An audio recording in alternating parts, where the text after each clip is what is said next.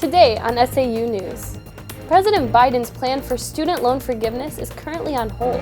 One of the head journalists from the famous Watergate scandal is coming to Southern.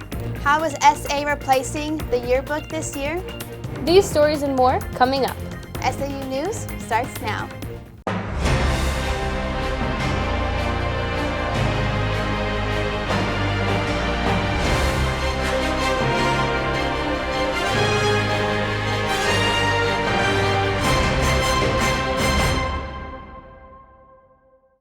Welcome to SAU News. I'm Matthew Taylor. I'm Alexis Dewey. And I'm Naomi Linder. Our weekly broadcast is brought to you by SJC Productions at the School of Journalism and Communication.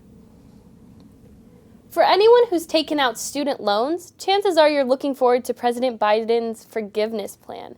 About a week ago, the application for student loan forgiveness went live. According to NPR, nearly 22 million people have already applied. That's more than half of qualifying borrowers. However, a federal appeals court has put the plan on pause after 6 states challenged the policy, one of several lawsuits claiming President Biden does not have the legal authority to clear the student debt. The program would relieve up to $10,000 of eligible debt for eligible applicants, or up to $20,000 for people who qualify for the Pell Grant. Despite the pause, the application is still open, and the White House is encouraging people to continue applying at studentaid.gov. The application process is meant to be as easy as possible, meaning you can apply straight from your mobile device or phone. Stay tuned to our next newscast for new updates on this developing story. Are you guys going to apply for this? Well, honestly, it sounds too good to be true. I feel like I need a little bit more information before I dig into that. Me too. Dress code has been a long debated topic on campus. This semester, a student association subcommittee is in the process of proposing potential changes. I interviewed one of these senators to see what work has been done so far. You may have heard or expressed your own frustrations about dress code on campus. Some regulations in the student handbook include not being able to wear athletic shorts to class or even potentially being fined for wearing jewelry. Earlier this month, a SA Senate subcommittee met with some of the university's representatives here in Towle Hall.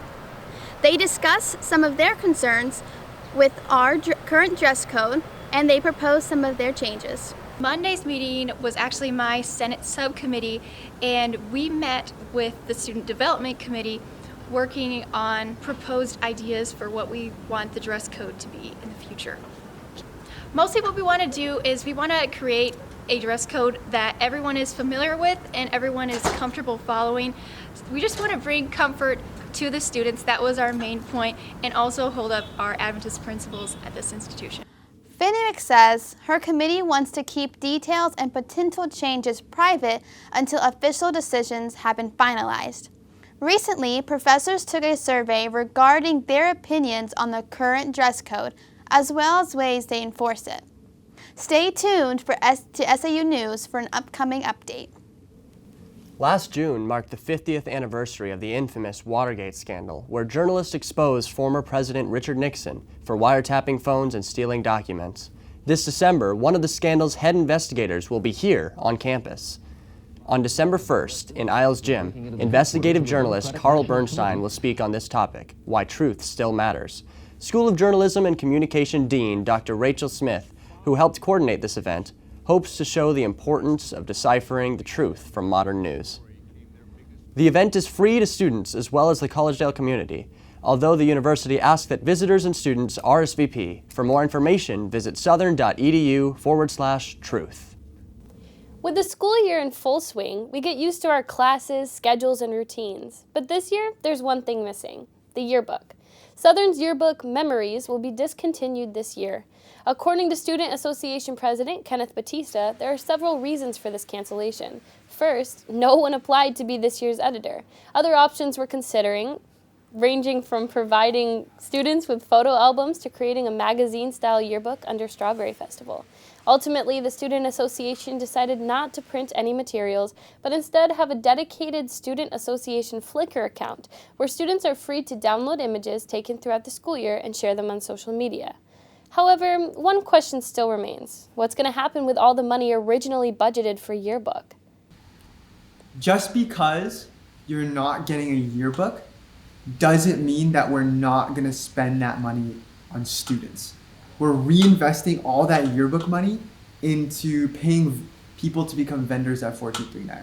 We're reinvesting that money into giving people tickets for International Food Fest, for decorations for International Food Fest. So all that money is going back into students, but in a way that they enjoy more. Batista apologizes to students who desired a yearbook, but encourages them to check out the Flickr page found on the Student Association Instagram bio. Before and during mid-semester break, students traveled south to help with the aftermath of Hurricane Ian.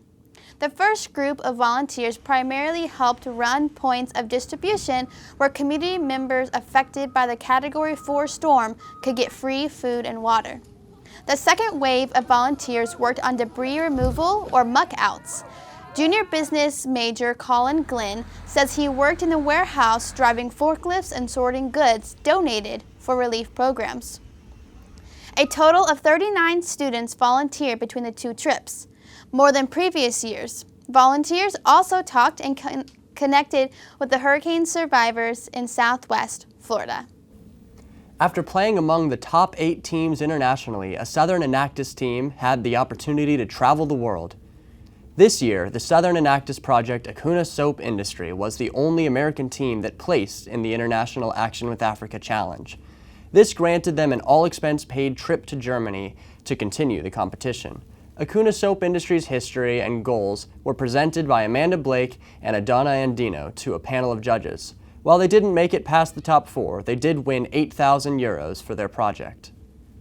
The Acuna team plans to use their winnings to develop a reliable energy source for their factory in Zambia. Visitors to the university's counseling office can now find them in a new office on campus. The new Counseling and Testing Center is located on the 3rd floor of the Beat Center.